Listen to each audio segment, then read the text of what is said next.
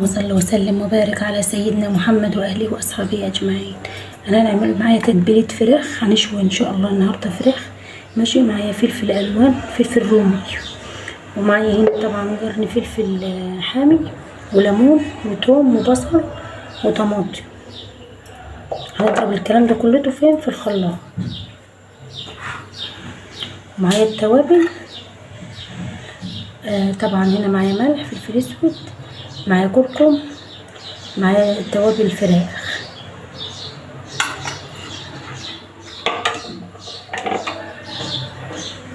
رجعت معاكم تاني. ماشي، طبعا معايا الصينيه، هرص الفراخ كويس.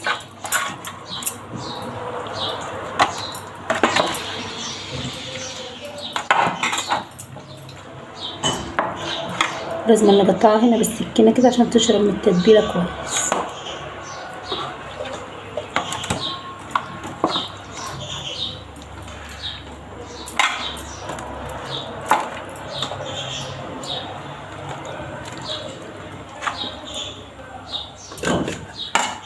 معايا هنا التتبيله اهي بعد ما عملتها.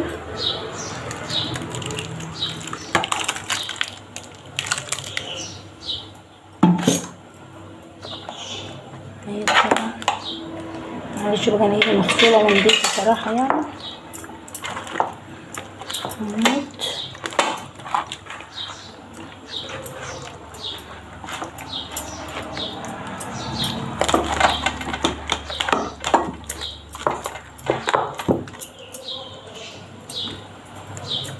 بصراحة احلى تتبيلة فراخ اهي. ثانية خليكي معايا، هنجيب الصينية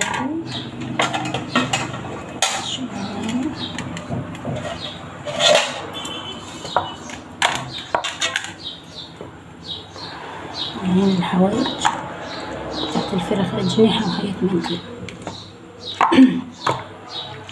اللهم صل وسلم وبارك على سيدنا محمد واهله واصحابه اجمعين.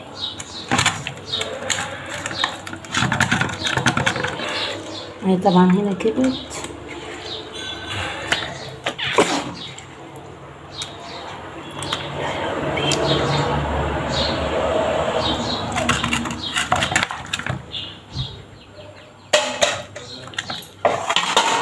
هنضيف طبعا بقية التتبيلة هنا.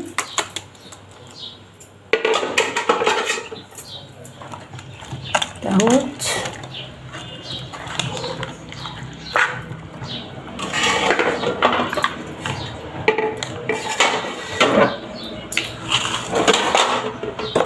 وهنا هندخلهم الفرن يستوي، هنرجع مع بعض تاني.